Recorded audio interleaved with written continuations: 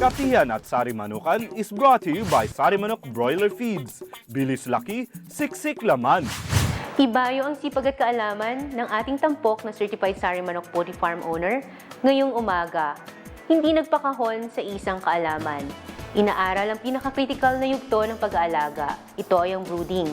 Ginagawa ang lahat para sa ventilasyon upang maibigay ang the best na maalwan environment para sa kanyang mga alaga. Yan si Mr. Marlon Watson ng Magdalena, Laguna.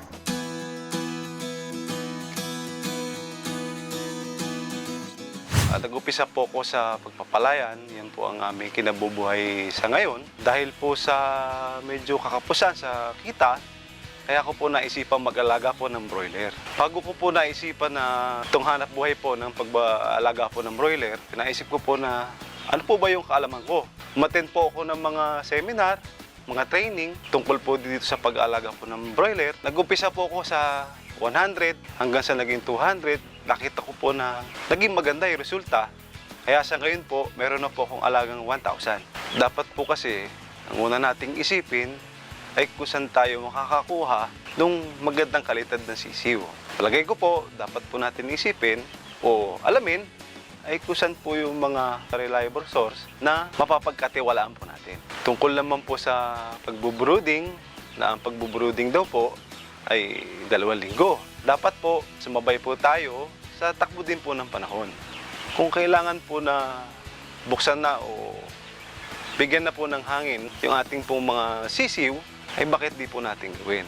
Sapagkat importante po yung nga pong magandang ventilasyon sa loob po ng brooding. Kung sobra na pong init, tumataas na rin po ang ammonia sa loob po ng brooding. So kailangan po natin na buksan na siya o magkaroon po ng sariwang hangin.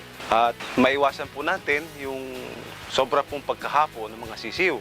Pag hinapo po ng sobra ang mga sisiw, diyan po mag-uumpisa yung pong pagkasipon. Ang mukha po nito, mababa ang silong ng poultry ko, mas mabuti po na tuwing 3 araw, ugaliin po natin na alisin ng ipot upang maiwasan po yung masamang amoy at ganoon na din po yung mga langaw. Kapag naman po sobrang init ng panahon, para po maiwasan yung sobrang sikat ng araw, ang mukha po ng ginawa ko, naglagay po ako ng dahon ng niyog upang makabawas po sa sobrang sinag ng araw. At ganoon na din po, ang mukha po ng ganito na tag-ulan, malaking bagay din po ang kanya nagagawa.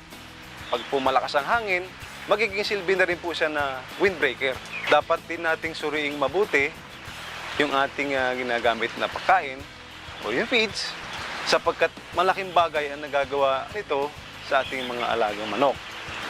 Mukha na lang ng pagtingin sa kung anong itsura nito at sa amoy nito. May papayo ko lamang po sa mga nagnanais, ating mga kaibigan na mag-alaga ng broiler. Tandaan po natin yung sipag sa kalinisan at yung pong kalaman, doon po natin makukuha yung magandang resulta o kita ng ating pag-aalaga. Ako si Marlon Watson, ang maparaan na broiler farmer na Magdalena, Laguna. Agri TV, hayop ang galing.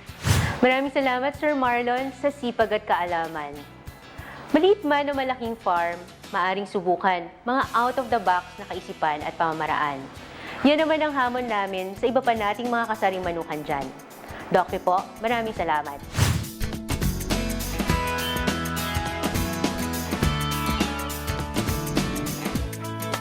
Kapihan at Sari Manukan was brought to you by Sari Manok Broiler Feeds. Bilis laki, siksik laman.